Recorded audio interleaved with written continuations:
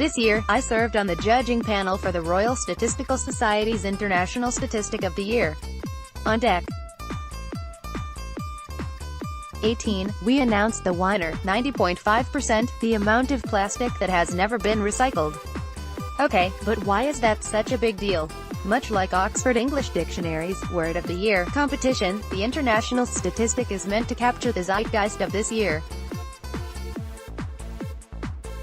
The judging panel accepted nominations from the statistical community and the public at large for a statistic they feel shines a light on today's most pressing issues. Last year's winner was 69.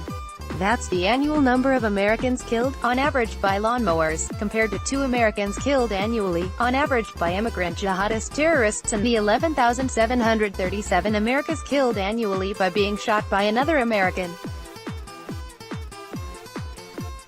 That figure, first shared in the Huffington Post, was highlighted in a viral tweet by Kim Kardashian in response to the proposed migrant ban.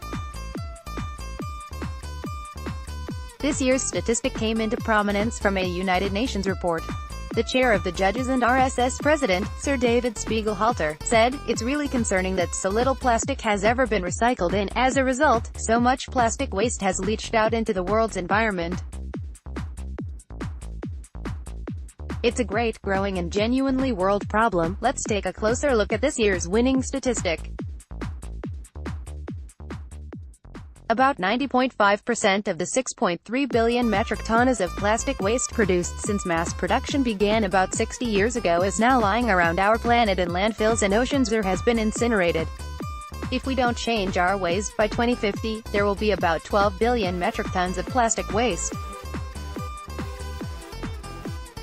When the panel first began looking at this statistic, I really didn't have any comprehension of what billions of tons of plastic means. Based on a study from 2015 and some back-of-the-envelope calculations, that's the equivalent of 7.2 trillion grocery bags full of plastic as of 2018.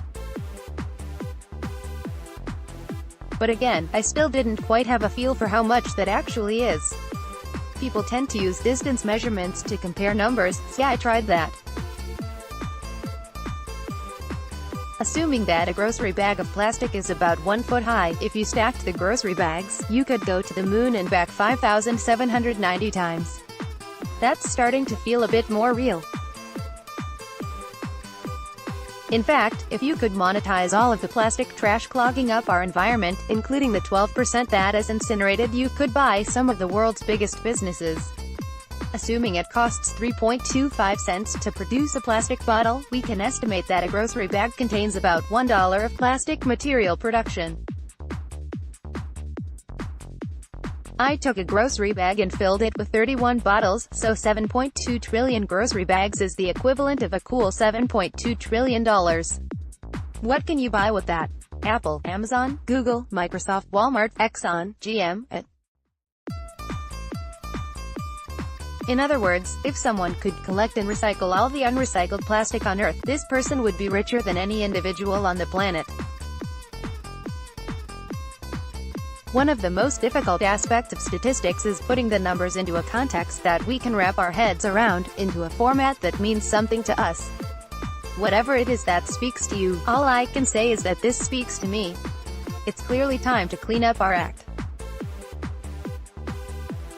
Liberty Vitter, visiting assistant professor in statistics, Washington University in St. Louis. This article is republished from The Conversation under a Creative Commons license. Read the original article. World Plastic, Microsoft Earth.